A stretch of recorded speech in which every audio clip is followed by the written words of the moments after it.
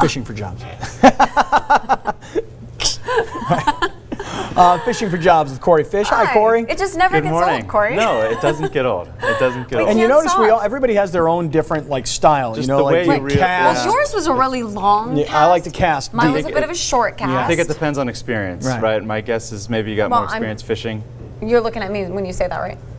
Yes. See, I was more of a deep sea fisher. I guess so. You just put it down, let it go to the bottom. I'm more of a pond fisher. Perfect. Yeah, and then I like the little pond fishies.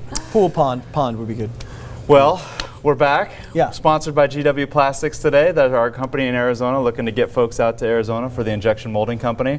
But our job of the day today is with local company Horton Plaza Theater Foundation.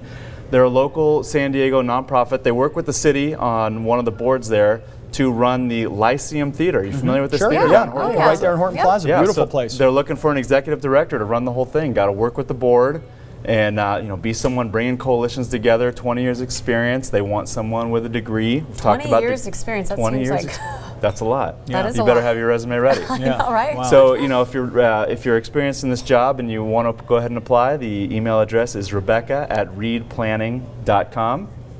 Do that by Friday. So that's the job of the day, Horton Plaza Theater Foundation. Rebecca is going to get a lot of emails. Yes, she is. Oh, there we go. Because I wasn't sure how to spell Rebecca. Was it two B's or two C's? But it's two C's. Yes. And Reed, I wasn't sure it was two E's, but it's an R-E-I-D. Reed Planning. Rebecca at reedplanning.com. By Friday. They're putting the deadline out there on Friday, so make sure to get that resume in. And they do a lot of great shows down there. They really do. So, I mean, with all the terrific theater companies there are here in San Diego, Lyceum's a really good one. It's a primetime location. And right downtown. Yep. It's a really great cool. spot. Yeah, really cool. Very, very cool spot. Wait so a what second. are we looking at? Well, hold on. Before we look at this, I'm going to air this out. I want this to be as natural and as real and as honest and as truthful as possible. So here it goes. Okay. Last week, I received a resume from someone that I know. And I looked at it, and I knew it was a disaster. So I sent it to Cory. Did you know just because we've recently had Cory on the last few Mondays and he's told us? Or would you have known it was that bad? I knew it was bad. I knew it was that bad. It was that bad. And I said to him, thank you for your resume. I sent it to Cory. I said, will you please fix this? He said, is this for TV or is this for this person that you know? I said, it's for both. And then Cory said to me, I feel like I'm being set up here. Wait, it's April Fool's Day. Well, exactly. Come so on. Who knows? I know you. I could see you doing that, putting me something up there. I did not. I promise you. This is completely legit. The thing is a young man who happens to be a musician, and I had said to him that, look, we have a lot of exciting things happening here at UTTV. Maybe there's some like audio sort of work for you. And he sent me his resume, and frankly, it was a nightmare. So go ahead, tell us what happened. I want to see this. Do we have it how up bad on the this board? is. Let's get this resume up. So Kevin sent it in, and not terrible. When you look at it right away, you can see all the white space created, so that's fine. One thing you notice right off the top is he does have, this sounds terrible, but he does have that he lives in Murrieta.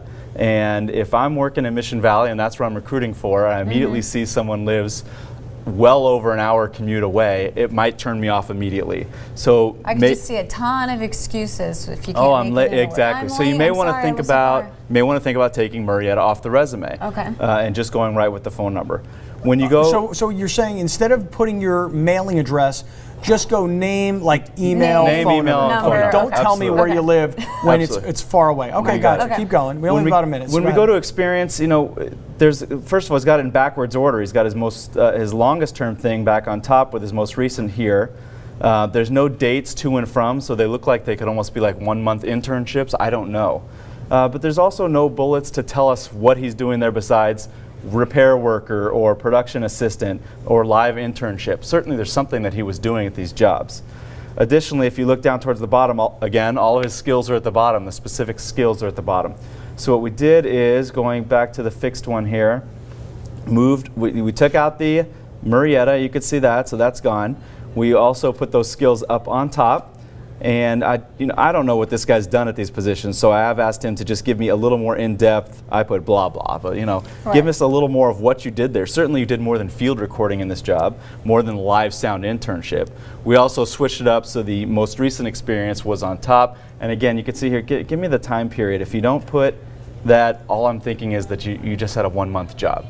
Well, wound up taking what Cory did to the resume. Right. I sent it back to this young man. This is not a close friend.